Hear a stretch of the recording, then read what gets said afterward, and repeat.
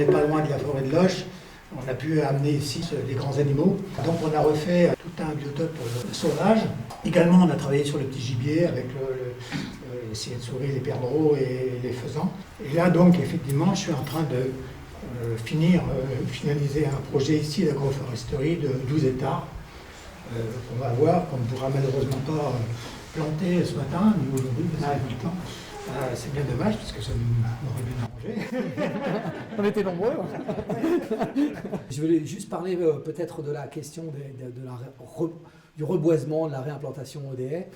Je crois que la région a un rôle majeur à jouer là-dessus qu'elle ne joue pas aujourd'hui, parce qu'elle n'a pas forcément prévu les cadres et les dispositifs pour le faire. Je pense par contre qu'il faut qu'elle s'appuie sur le soutien de tous ceux qui savent faire. Hein, et c'est là peut-être le sujet, c'est comment on organise l'ingénierie, comment on fait des pépinières pour avoir des espèces, et en même temps comment aujourd'hui on continue quand même à faire venir peut-être des espèces qui vont être adaptées à ce qu'on va vivre. Donc on est quand même devant un sujet énorme.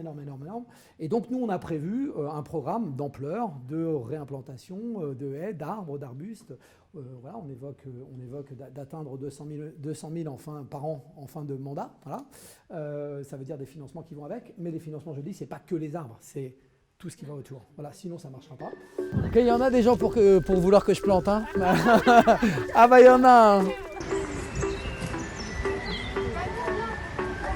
Il y avait cette volonté de mettre en place une filière d'éco-construction. Les agriculteurs disaient on a envie de travailler les circuits courts aussi bien sur l'alimentaire que sur la construction. Les artisans disaient nous on est partants pour travailler sur des matériaux un peu plus sains que ce que l'on peut utiliser habituellement. Et les élus, alors notamment de Loges Développement à l'époque, disaient il faut absolument qu'on trouve d'autres moyens de développer économiquement notre territoire. L'éco-construction, ça peut être un vecteur innovant et qui nous correspond à nous parce qu'en fait la moitié des élus c'était des agriculteurs. Alors, je voudrais dire quelques mots sur les enjeux de l'éco-construction qui sont des enjeux majeurs dans notre région. Je dirais même que c'est vital pour notre avenir. La première raison, c'est que 45% de la consommation d'énergie finale dans notre région, c'est le bâtiment. Un quart des émissions de gaz à effet de serre, c'est le bâtiment. Une fois qu'on a dit ça, on voit bien qu'on a fait une part du chemin de la transition énergétique si on arrive demain massivement à rénover nos habitations. Il faudrait tenir, je le disais, à peu près 30 000 habitations par an pour tenir les ambitions de la COP 21. Aujourd'hui, selon, je dis souvent comme ça, selon les chiffres de la police ou des syndicats, vous savez, c'est jamais les mêmes. Hein. Donc on serait allé entre 6 000 et 8 000 par an. 5% de la paille permettrait de faire la rénovation thermique de 500 000 habitations. Ça veut dire qu'on a tout ce qu'il faut pour massifier et réussir. Sauf qu'aujourd'hui, les filières, elles ne sont pas organisées, ou peu organisées. Ça va, des jus de pomme ? Allez, je fais le service. Tiens. Ouais, c'est chouette, tout est chouette. De toute façon, les journées, les sorties, c'est essentiel. Ouais, ça fait du bien. Hein. Oh là là.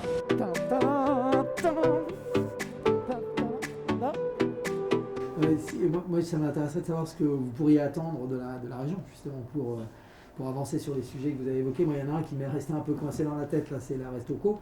Parce que je me dis comment on essaye d'avancer là-dessus. Ça avance. Ouais. Qu'est-ce qui pourrait accélérer Est-ce que c'est le prix Parce que tout à l'heure, quand même, vous disiez... Alors, le prix, si on vendait notre brique de lait 2 centimes de plus en moyenne partout, ben, nous, producteurs, on serait heureux.